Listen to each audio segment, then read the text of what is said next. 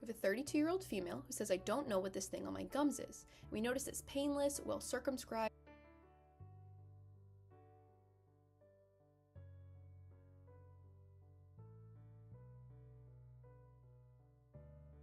reddish purple mass between the mandibular right canine and first premolar, and you can see that in this image. And we're asked, what is the most likely etiology of this condition? Now, obviously, before we're able to determine the etiology of this condition, we need to determine what this condition even is. And we're given a detailed description to do this. We're given this description of a painless, well-circumscribed, reddish-purple mass that is located on the alveolar ridge between two teeth. And we see this lesion in the image, and we're able to make a very likely diagnosis just based on this information in clinical presentation. Its location, the fact that it's reddish-purple, the fact that it doesn't have any symptoms. We can diagnose this as a peripheral giant cell granuloma. Now, we're going to talk about what the etiology is, but first let's just talk about this lesion a little bit more before focusing on the etiology. Now, this lesion is a benign fibrous mesenchymal tumor. Clinically, it is painless, it's well circumscribed, and it's a dusky purple-red lesion that is only found on the gingiva of the alveolar ridge, just like this lesion. Histologically, we would see granulation tissue with numerous benign multinucleated giant cells, and radiographically, if the lesion is large enough, cupping of the underlying bone may be seen. Now, treatment for this lesion is excision and removal of any irritants, but 15% can reoccur. But what is the most likely etiology of this condition? Let's answer the question being asked. This is a reactive lesion, meaning it's caused by local irritation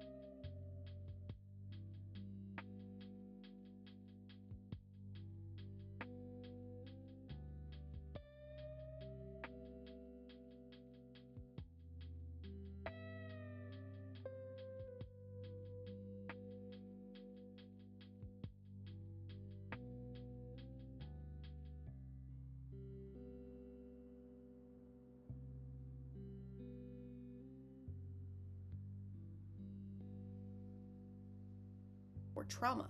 The reactive proliferation of the gingiva that causes this presentation as a reddish-purple mass is believed to originate from the periodontal ligament, with the giant cells likely being of odontoclastic origin, making B the correct answer choice. Reactive proliferation originating from the periodontal ligament. Now, although this is the answer associated with the etiology of this lesion, let's go through the other answer choices as well and discuss why they're incorrect and what they're associated with instead. We'll start with an endodontic infection. Now, the presentation of an endodontic infection that would be visible on the gums is known as a perilous or fistula, and it's characteristically located at the opening of a sinus tract. It's a result of a chronic endodontic infection from the tooth and opening out into the gingiva to drain. Clinically, this lesion presents as a painless, exophytic lesion that can range in color from pink to red to purple. This is treated by removing the source of the infection, either through a root canal or an extraction.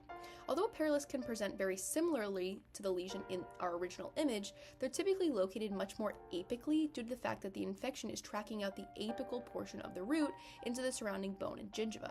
Due to the lesion's location right on the crest of the ridge between two teeth, this is an unlikely diagnosis and etiology for a lesion. Next, we have a Candida infection. Now, candidiasis is a yeast that can present as an oral fungal infection. It's important to note that this is a very common, if not the most common, oral opportunistic fungal infection. You will see this a lot in the dental office. Oral candidiasis can present in different forms, such as pseudomembranous and erythematous. The first and more common form is pseudomembranous candidiasis, which is also known as thrush, and that's what you see in this picture. In this form of candidiasis, we see these white, curdled milk or cottage cheese-like plaques that can be wiped off. That's a big thing that's associated with candidiasis, the fact that they can be wiped off. This is commonly found on the buccal mucosa, palate, or tongue, but it can be found throughout the mouth. Erythematous candidiasis is characterized by an area of redness with variable borders. The tongue is a common site, but it can affect the oral commissures, the palate, and the perioral skin. This condition would be treated with antifungal medications because it's due to a fungal infection. Now, a candidiasis infection would present incredibly differently than the lesion that we originally saw in this patient. Although candidiasis can present painlessly and erythematous candidiasis can cause a red lesion, this would not ever present as a raised growth on the gingiva like we saw in our patient. There is no mass of proliferation seen in candidiasis lesions, but rather white wipeable plaques or flat areas of redness and irritation. Candidiasis is also not very likely to solely present in the location this lesion was found, on the alveolar gingiva. So candidiasis is usually seen throughout the mouth because the whole mouth usually has this fungal infection, and it's also usually not just seen on the gingiva. It might just be seen on the tongue, but not the gingiva. And finally, we have reactive proliferation of osteoclasts. Now, osteoclasts are the cells responsible for the breakdown of bone tissue, so reactive proliferation of these cells would result in areas of bone resorption or weakening.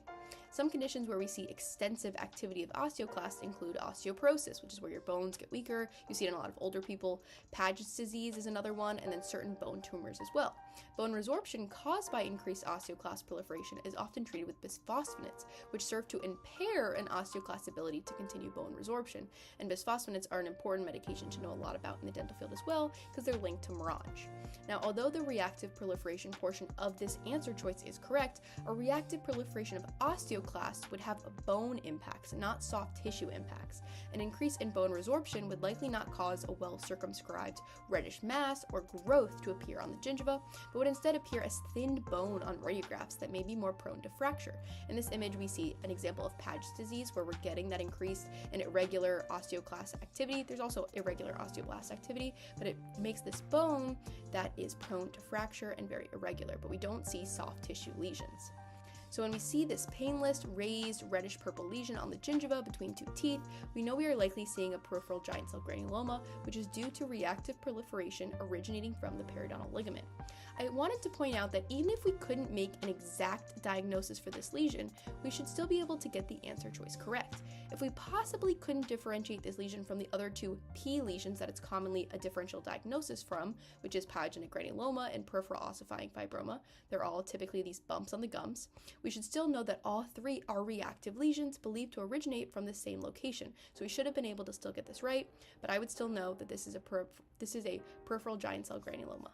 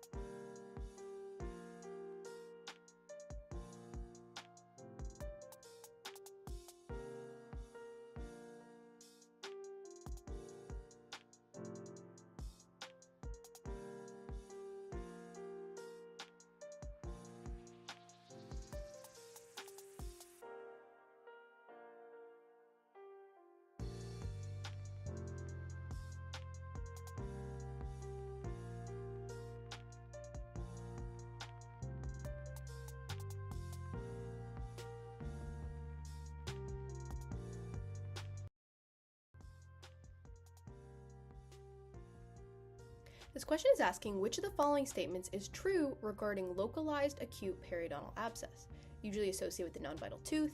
Associated tooth is often tender to palpation and lateral percussion, should be managed first with local antibiotics, or often tracks through the alveolar bone to the gingival tissue.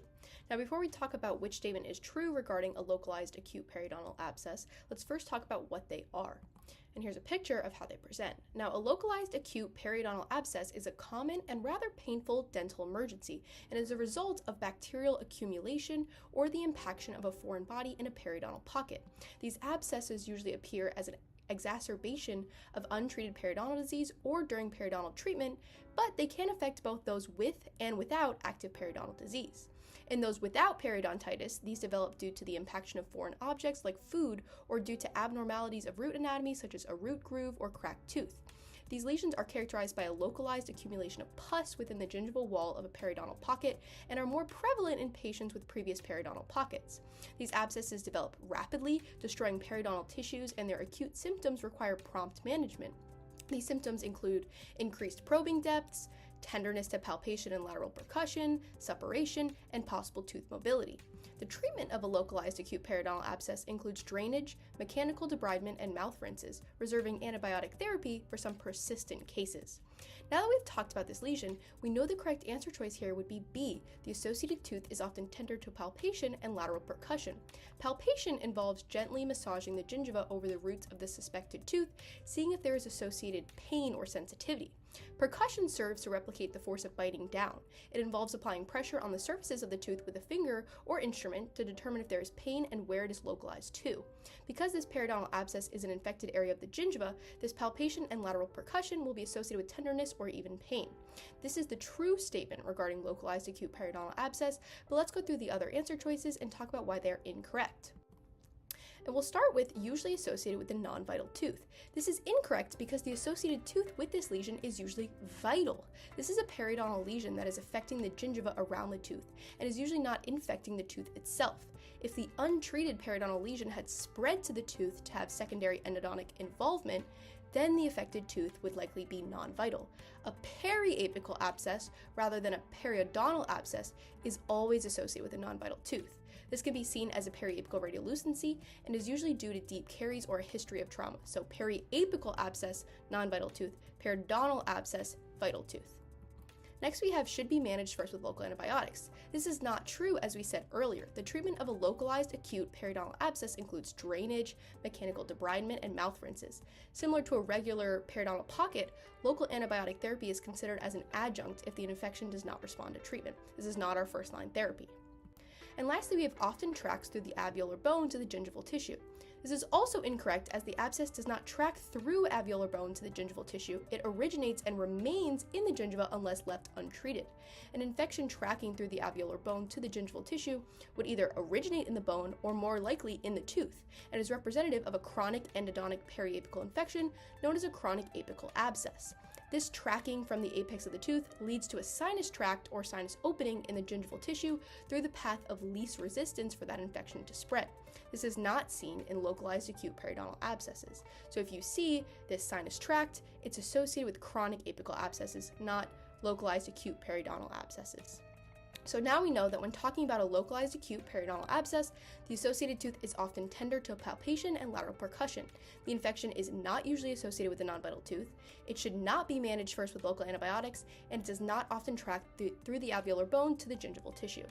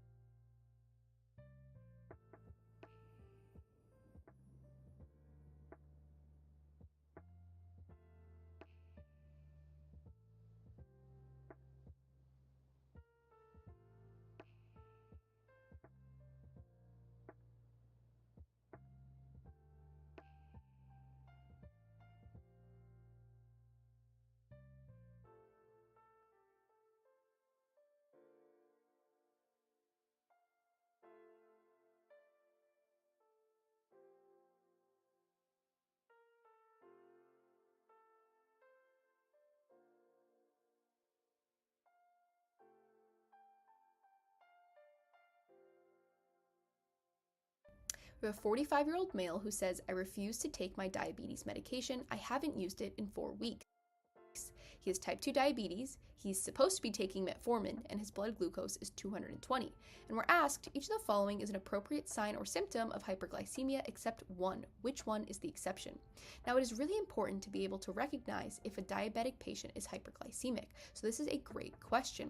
Hyperglycemia just refers to having a high blood sugar level, and you can see that this is the case here from the patient box. He currently has a blood glucose level of 220. Depending on whether this is measured directly after he eats, or if it is a fasting blood glucose level, this is still a high measurement. A healthy blood glucose level after eating is below 200, and a healthy fasting blood glucose level is under 1. Glucose level after eating is below 200, and a healthy fasting blood glucose level is under 100.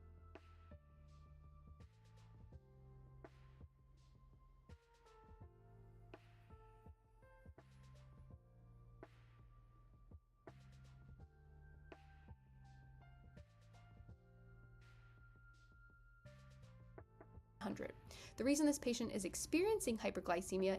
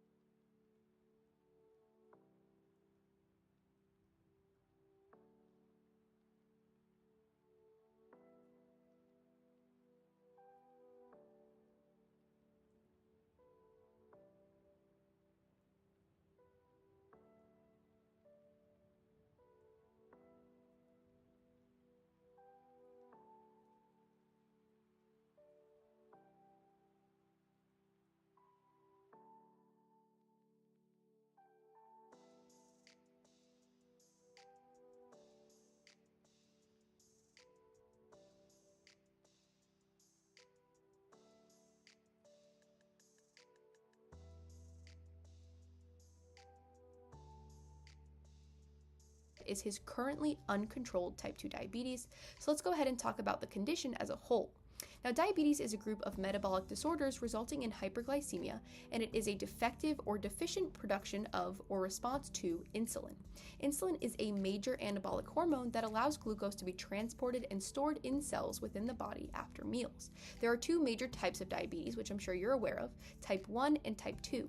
Type 1 diabetes is a chronic autoimmune disease where the beta cells of the pancreas get destroyed by self-reactive T cells and autoantibodies. This results in absolute deficiency in insulin production. This is typically seen in younger patients and is characterized by decreased blood insulin. Type 2 diabetes is not an autoimmune disease.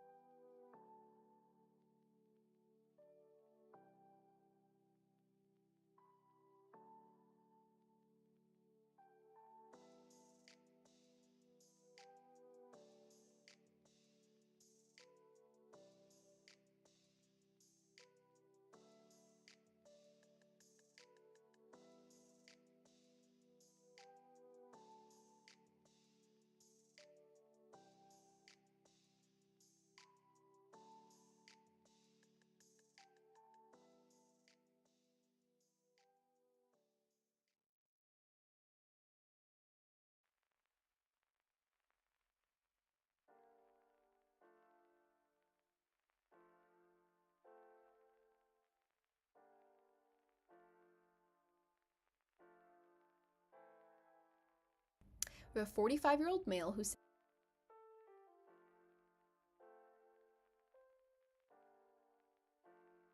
can have a number of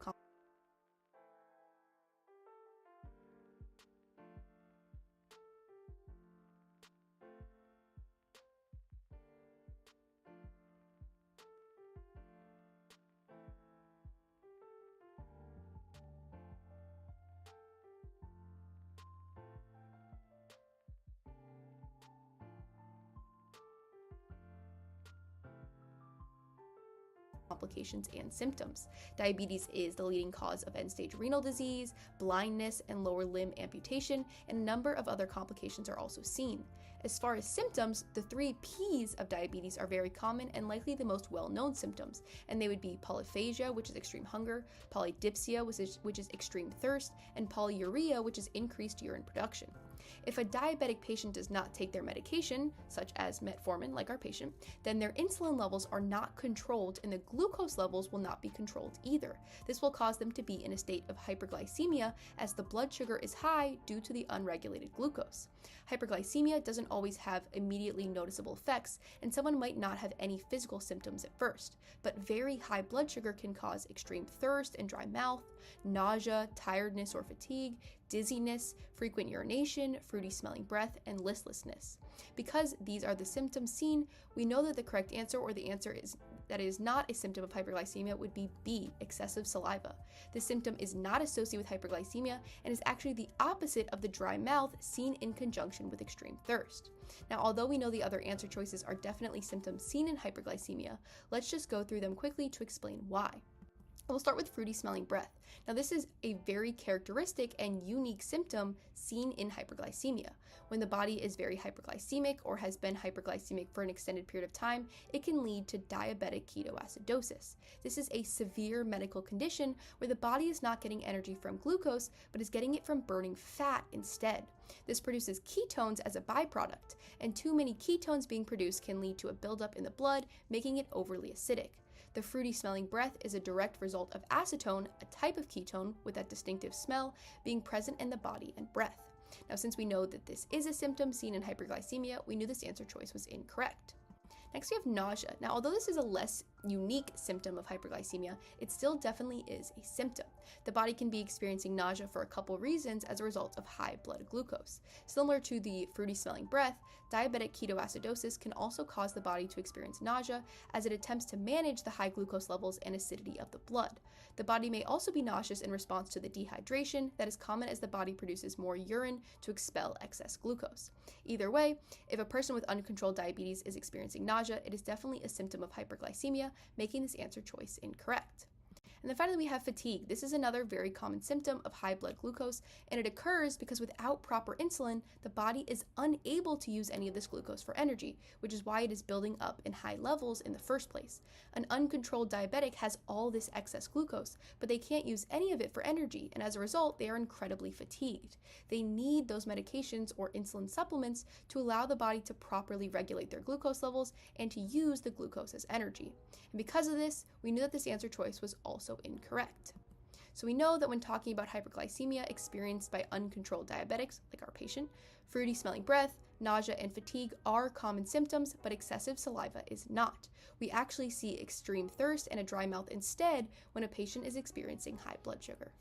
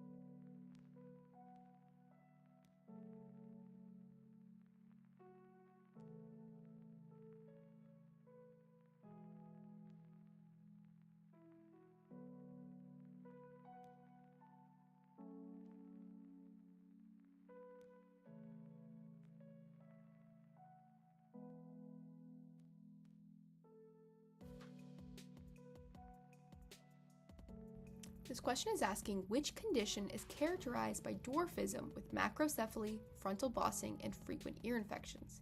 Now, only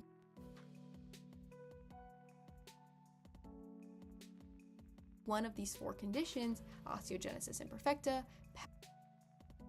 Paget's disease of bone, achondroplasia, or osteopetrosis, is associated with all 4 of those things. And that would be C, achondroplasia. Now let's start by breaking down the name. Chondro refers to cartilage, and plasia refers to formation or growth. So achondroplasia would refer to a lack or deficiency in cartilage formation. Now, this is close to what is occurring in this condition, but there's actually not a problem forming the cartilage, but instead converting the cartilage to bone during endochondral ossification. And if you need a little refresher, endochondral ossification is the process by which growing cartilage is replaced by bone as we age to form the long bones and axial skeleton. Achondroplasia itself is a genetic condition that directly affects a protein known as the fibroblast growth factor receptor, resulting in a decrease in the growth of bone in the cartilage of a growth plate. This will lead to characteristic dwarfism, abnormally shaped bones, causing macrocephaly and frontal bossing, and a number of other symptoms, including frequent ear infections that may even lead to hearing loss. Other symptoms of the condition include crowded or misaligned teeth, a curved lower spine, bowed lower legs, poor muscle tone, and delayed developmental milestones, which are often due to neurological problems that result from the arrested bone growth in the skull compressing the spinal cord and brain stem. This condition is actually the most common form of short-limb dwarfism, and although it can be passed down from parents, it's usually the result of a spontaneous mutation. There is no cure for this condition, but most patients diagnosed with the condition are able to live a full and healthy life. The symptoms can be managed with surgeries, growth hormones, and ear tubes to prevent those ear infections. So although we know this is the correct answer, let's go through the other answer choices and discuss what they are and why they would be incorrect. And we'll start with osteogenesis imperfecta. This is an inherited bone disorder that is also known as brittle bone disease. This condition is characterized by low bone density due to abnormal bone mineralization stemming from defective collagen. This is one of the most common heritable bone diseases, and its severity varies widely among those affected. Clinically, it is characterized by fragile bones that fracture easily, bowing deformities in the long bones, and craniofacial alterations. We also see blue sclera, like you see in this picture, and hearing loss. The dental alterations seen in this condition are identical to dentinogenesis imperfecta: translucent or opalescent teeth, bulbous crowns with severe constriction, obliterated pulps, and severe attrition due to weakened enamel. Treatment for osteogenesis imperfecta include physiotherapy, orthopedic surgery, possible IV bisphosphonates, and a range of dental treatments for the damaged dentition. The prognosis depends on the mutation and expression of the gene. Now, we knew this answer choice was incorrect because a person with osteogenesis imperfecta just does not exhibit dwarfism, macrocephaly, frontal bossing, or frequent ear infections. This condition affects collagen and does not affect cartilage. In a patient with osteogenesis imperfecta, we would instead see brittle bones, blue sclera, and characteristic dental abnormalities that we just do not see in patients with achondroplasia, so we knew this answer choice was incorrect. Next, we have Paget's disease of bone. Now, this is an acquired or inherited bone disorder that is also known as osteitis deformans. It's primarily due to a defect in osteoclast and is characterized by abnormal resorption and deposition, resulting in distorted, thickened, and weaker bones. Clinical features include bone pain, bowing of the legs, progressive enlargement of the skull and jaws, and elevated serum alkaline phosphatase levels. Radiographically, the bone will have a cotton wool appearance, which you can see in this image. And in this condition, if it's symptomatic, then treatment would involve bisphosphonates, but sometimes it's asymptomatic. The prognosis is chronic and progressive, but usually not life-threatening, as long as patients are monitored for the development of bone tumors. Now, we knew this answer choice was not correct because patients with Paget's disease do not present with that dwarfism, macrocephaly, frontal bossing, or ear infections. Although both patients in achondroplasia and Paget's disease can display that bowing of the legs, in Paget's we're seeing that characteristic cotton wool appearance in the bone alongside bone pain, and we just don't see that in achondroplasia, so we knew this answer choice was incorrect. And then finally, we have osteopetrosis. Now, this is a rare inherited bone disorder where there is a failure of osteoclasts to function normally, resulting in bone not being resorbed. This leads to continued bone formation and ossification that causes increased bone density.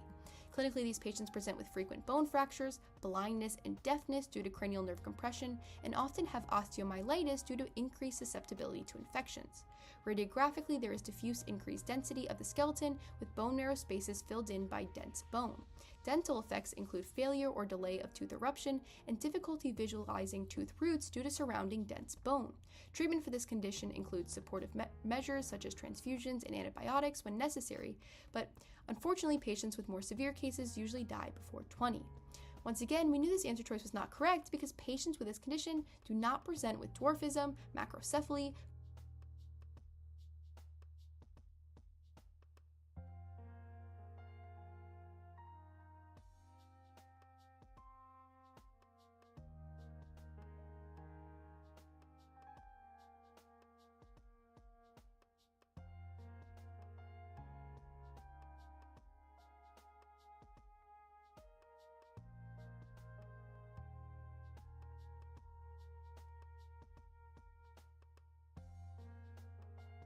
frontal bossing, or frequent ear infections. In a patient with osteopetrosis, we would also see frequent bone fractures and often blindness and deafness. Patients with achondroplasia can also live long and healthy lives, which is unfortunately not the case with osteopetrosis. So we know that when a patient presents with these symptoms, this dwarfism, macrocephaly, which is unfortunately not the case with osteopetrosis, we would also dwarfism. Patients with more severe cases include failure or delay of tooth eruption and difficulty visualizing tooth roots due to surrounding dense bone. Treatment for this condition includes supportive measures such as transfusions and antibiotics when necessary, but unfortunately, patients with more severe cases usually die before 20.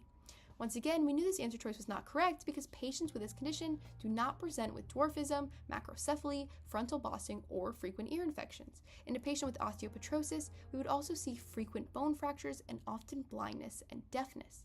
Patients with achondroplasia can also live long and healthy lives, which is unfortunately not the case with osteopetrosis.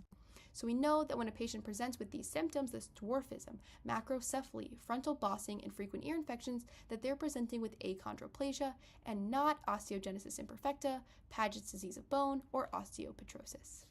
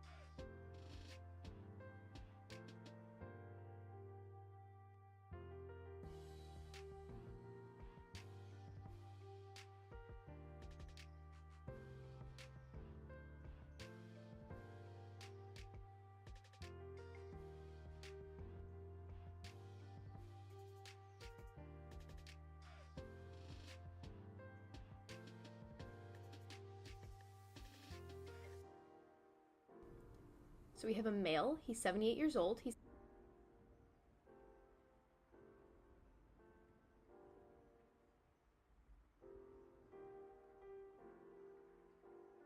Says, I have a white patch present in my mouth and I'm worried it is cancer. And we're given a ton of information in this patient box, so let's not get overwhelmed. We're given his medical conditions, family history of cancer. We see that he smokes a lot. He has been smoking for a while. He occasionally drinks alcohol. We're given his medications. His blood pressure is a little bit high. HbA1c is normal. And most importantly, we see this asymptomatic, non-scrapable white patch present at the floor of the mouth. And we're asked which technique is most suitable to establish a provisional diagnosis. So, like I said, let's not get overwhelmed with the amount of information we have in this patient box. Let's focus on what we really need for this question. So we need to talk about just this lesion that we see, this asymptomatic, non-scrapable white patch present at the floor of the mouth, because what the lesion is will help us distinguish what biopsy we need to do. And also another really important fact, we're given a lot of information historically about his health, but the fact that he is such a big smoker. He has a 60-pack year history, which means that if he's been smoking since he was 18, he smokes a pack a day, every single day basically, for 60 years. Now that is a lot of smoking history. So given this information, what we're likely seeing in this patient's mouth is a leukoplakia. And I've attached a picture of what one kind of looks like. Now this is the most common oral precancerous lesion, and a biopsy is always mandatory when we see one in a patient's mouth. This biopsy will give a diagnosis and allow us to guide treatment specifically to the lesion that we're seeing. So that's why this question is really asking about what biopsy we would need to do in this circumstance. Leukoplakia is more of just like a clinical term. There's no real diagnostic value given to when we say something is a leukoplakia. But what is a leukoplakia? It means white patch. So like leuko means white like a leukocyte, and plakia just means patch. And it's a white plaque with these sharply demarcated crisp borders like we can see in this picture. It can be flat to slightly elevated, it can be smooth, or have like a warty surface texture. It gets this white color due to this thickened keratin, and it cannot be wiped off. Now that is an important detail because you'll very often see a candidiasis infection in the mouth. It's a very common fungal infection, and you see white plaques in that, but they can always be wiped off. You can take gauze and just wipe them off. Leukoplakia will not be wiped away, so that's an important distinction. And like I said, you get this leukoplakia diagnosis by exclusion. You're just kind of eliminating other things that it would be. So that's very important to know. Now, where would we see this? We see this on the buccal mucosa is your most common site, but you can definitely see it on the floor of the mouth, on the tongue, so look out for it everywhere. Now, what are some risk factors for this condition? Being a male over 50 is a risk factor, which we see that applies to our patient. And the biggest risk factor is tobacco use. And like I said, we focused on that he is a big time smoker. So cigarettes have this big risk associated with leukoplakia. More than 80% of patients with leukoplakias are smokers. So it's an important detail. Also, the fact that he drinks alcohol, there is some thought that alcohol and tobacco working together kind of has even more of a risk. So that's something to keep in mind too. Now, because we always have to biopsy a leukoplakia, and there is a suspicion of malignancy of some kind of precancerous or cancerous lesion here, that's why we would do an incisional biopsy. That's what we do here. So an incisional biopsy is done when there is a high suspicion of malignancy. Like in this case, it's precancerous. And we do this when the lesion is larger than 1 centimeter. Now, we're not given a size specifically for this lesion, but we know to use the incisional biopsy just because of the high suspicion of malignancy. But if you're given the size, that's also a detail that you can use in another question. Now, this is done by cutting a wedge into the lesion that is deep and narrow. And we also want to include a portion of like the normal tissue beneath that lesion so that you can compare the two histologically. So you compare the lesion tissue and your normal healthy tissue. So we definitely do incisional biopsy here. Now let's talk about excisional biopsy. Now this is kind of the opposite. This is done when there is benign appearance to a lesion, when we're not really concerned. But we know to use the incisional biopsy just because of the high suspicion of malignancy. But if you're given the size, that's also a detail that you can use in another question. Now this is done by cutting a wedge into the lesion that is deep and narrow. And we also want to include a portion of like the normal tissue beneath that lesion so that you can compare the two histologically. So you compare the lesion tissue and your normal healthy tissue. So we definitely do incisional biopsy here.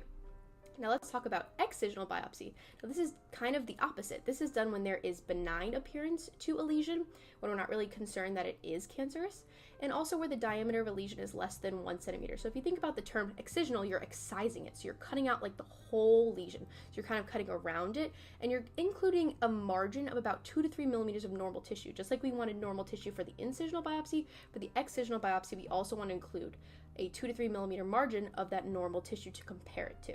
So that's what we would do this for, benign and smaller than that 1 centimeter. Now, brush biopsy is also it's a biopsy, but it's not really used for definitive diagnosis. It's more of a screening tool. So if you're seeing anything that is suspicious in the mouth, you definitely would not use this method. You would not use this for a leukoplakia or anything like that. It's just indicated to test the common, small, harmless spots that you see in the mouth. When you do this, you'll either get findings back as negative, where there's no precancerous cells, atypical, where there is abnormal cells, positive, where we get dysplastic cells, or you could get like an incomplete reading when you didn't have enough cells. So this is something that we do not want to use for suspicious lesions. So definitely not in this case with this leukoplakia. And then finally, we have an aspirational biopsy. This is where you just take a needle and a syringe and you stick it into the lesion and you draw the contents of the lesion out to be fixed into a slide. So if there's liquid, or if you are doing this in an anatomical location where a scalpel biopsy might cause some damage. So if you had like a lesion by your parotid and you didn't want to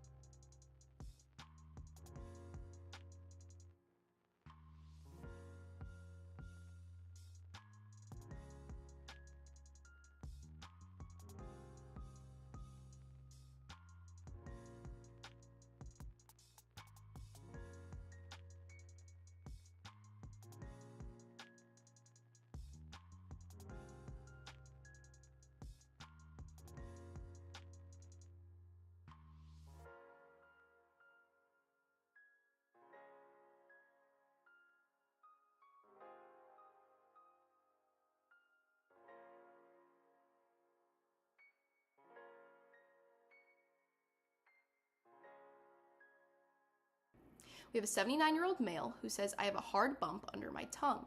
He has high blood pressure, type 2 diabetes, he's a heavy smoker, he's taking some medications, and we notice this hard mass under the tongue that can be felt.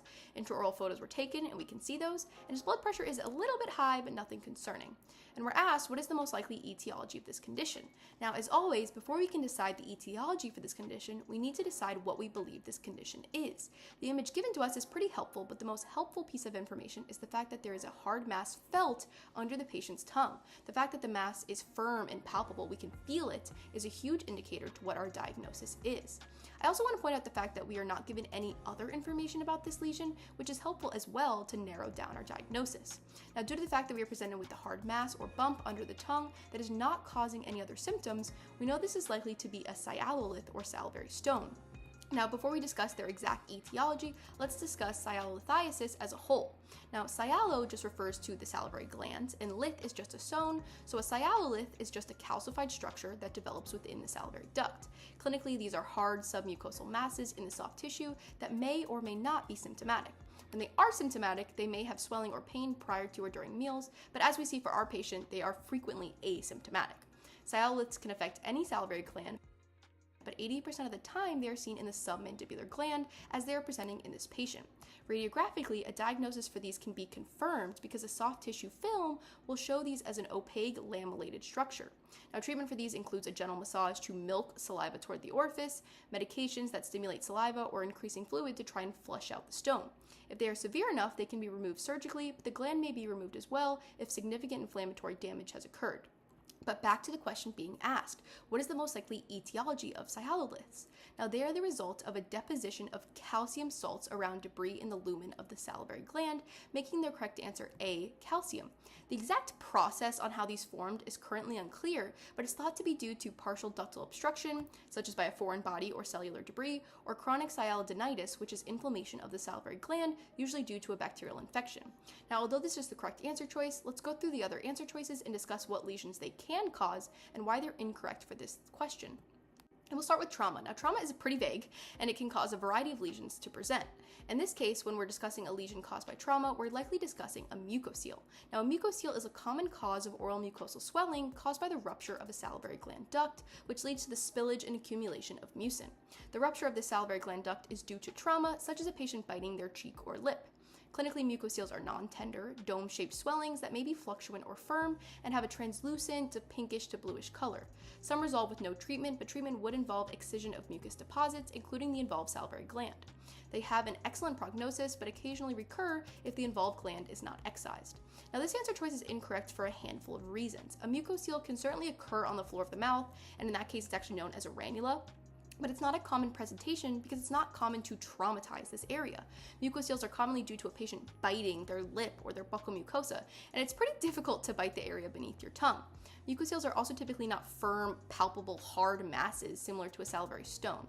Trauma on the underside of the tongue can also be caused by things such as sharp food. A really sharp tortilla chip can certainly do some damage to that area, but this would not cause a firm, hard, asymptomatic mass stuck beneath the mucosa, but instead a red or white ulceration that certainly burns. It's like a cut underneath your tongue. So trauma is definitely not the cause of this lesion, and it's also not a cause for sialoliths. Next, we'll talk about hormones. Now, hormones can also contribute to a number of oral pathology lesions, but most notably contribute to pyogenic granulomas. Now, this is a fibrous benign mesenchymal tumor that is a reactive lesion. It's an exuberant response to local irritation or trauma, and it frequently occurs during pregnancy due to the hormonal effect on vasculature. Clinically, it is a painless, rapid growth that is a speckled, reddish purple. It can be sessile or pedunculated, and it's usually smooth. It's often ulcerated and it bleeds easily. It can be found on any body surface, but 80% of the time it's found on the gingiva when we see it intraorally. Now, this would be treated via excision and removal of any irritants, but 15% will reoccur. Now, this answer choice is incorrect because this lesion presents very differently from a pyogenic granuloma. Pyogenic granulomas are not hard, firm masses, and they're known to be ulcerated and bleed easily, which is not what we saw with our patient. They're also typically found on the gingiva and not under the tongue. We're also given no indication that the patient is experiencing an increased hormonal response. He's certainly not pregnant or undergoing puberty, for example, so it's unlikely that any lesion he has is due to an increase in hormones. And even if he did have increased hormone levels, sialoliths are not caused by hormones, so this would not be a correct answer. And finally, we have cancer. Now, cancer is also a pretty vague answer choice because a number of different cancerous lesions can be seen in the oral cavity. A good example for this particular question is the adenoid cystic carcinoma, which is a malignant salivary gland neoplasm that is the most common malignancy of the submandibular gland, which is the area of our patient's lesion. Now, this lesion makes up 5% of all salivary gland neoplasms and has a slight female predilection with a mean age of 55 years old. This is a slow-growing, visibly firm lesion frequently associated with pain or tenderness, and this pain can be lancing and constant, and NSAIDs or acetaminophen are not considered to help with this pain. This is treated via wide surgical excision followed by radiation, and it generally has a poor prognosis because the tumor is slow-growing and relentless. Now, although there is a chance that this lesion is cancer, because cancer can present as a firm mass, cancer in this area is not incredibly common and should not be the first on a list of differential diagnoses without any other symptoms. Cyaloliths are much more common to present in this area, and cancers like adenoid cystic carcinoma are much more commonly associated with other symptoms like pain or tenderness. If the cyalolith does not present as a lamellated growth on a radiograph or it does not respond to treatment, then cancer would be a secondary diagnosis to consider down the line, but not what we would consider here. So when a patient presents with a firm mass underneath the tongue in an area of the salivary duct and has no other symptoms, we should always consider a cyalolith or salivary stone as the correct diagnosis. And we should know that a cyalolith is due to a deposition of calcium salts around debris in the lumen of the affected salivary gland, making the correct answer choice calcium.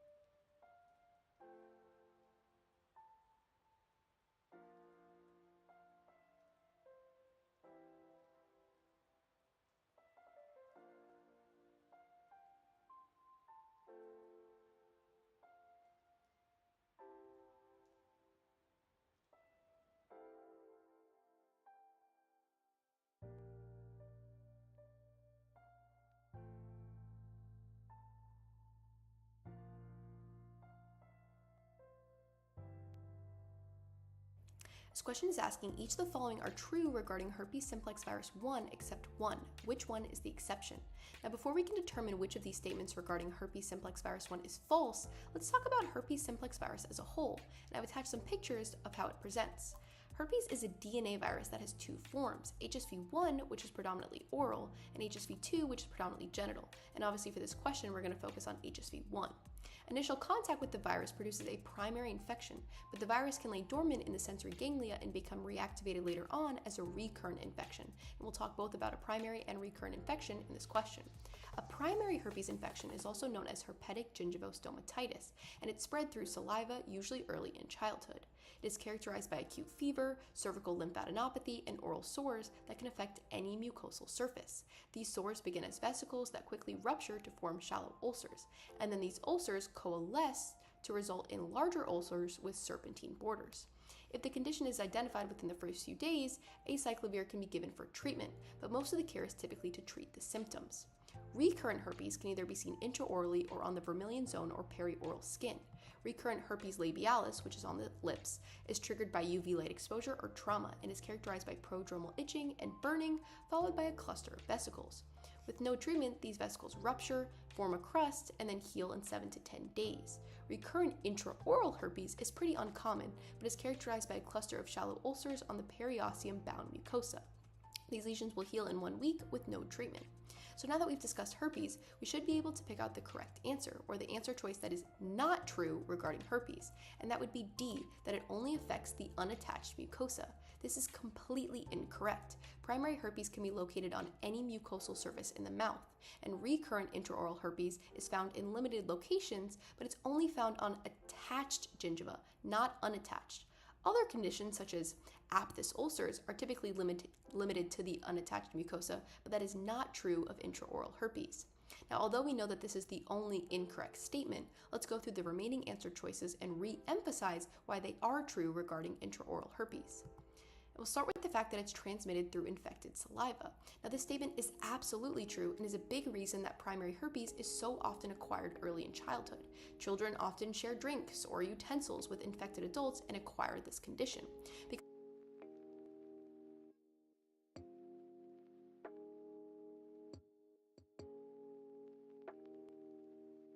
Because their immune system is typically weaker than adults, and because they have not previously been exposed to herpes, children are more likely to get it from infected saliva than adults. Once it is transmitted through infected saliva, the patient will develop a primary herpes infection, making this answer choice incorrect because it is true. Next, we have prodromal symptoms involve pain, burning, and itching. This statement is also definitely true, so it's definitely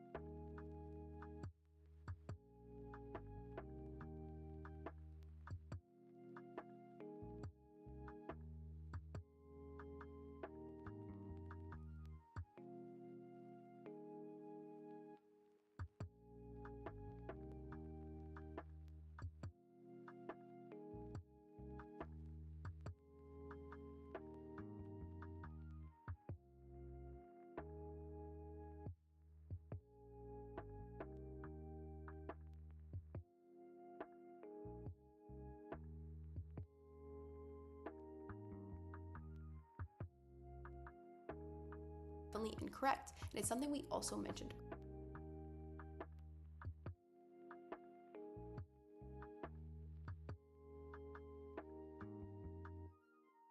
earlier.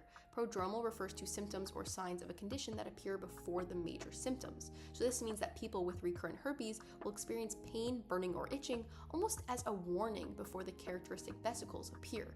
This is when people often start to apply a topical treatment to minimize the duration of those vesicles. Because these prodromal symptoms are definitely seen in this condition, we know this answer choice is incorrect. And finally, we have transmitted through active perioral lesions. This answer choice is also true, meaning that herpes simplex virus 1 can be transmitted both through infected saliva and active perioral lesions. Obviously, primary herpes or recurrent intraoral herpes are the subtypes that would be spread by infected saliva, while recurrent herpes labialis is the type that would be spread through those active perioral lesions. When we say active, we're referring to when the vesicles are still present and have not crusted over. Once they have crusted over, the condition is no longer contagious and cannot be transmitted. This is because the vesicles are what contains the active transmissible form of the virus. So because this statement is also true, we know this answer choice is also incorrect. So when talking about herpes simplex virus 1, we know that it is transmitted through infected saliva, there are prodromal symptoms like pain, burning, and itching, and it is also transmitted through active perioral lesions, but it does not only affect unattached mucosa.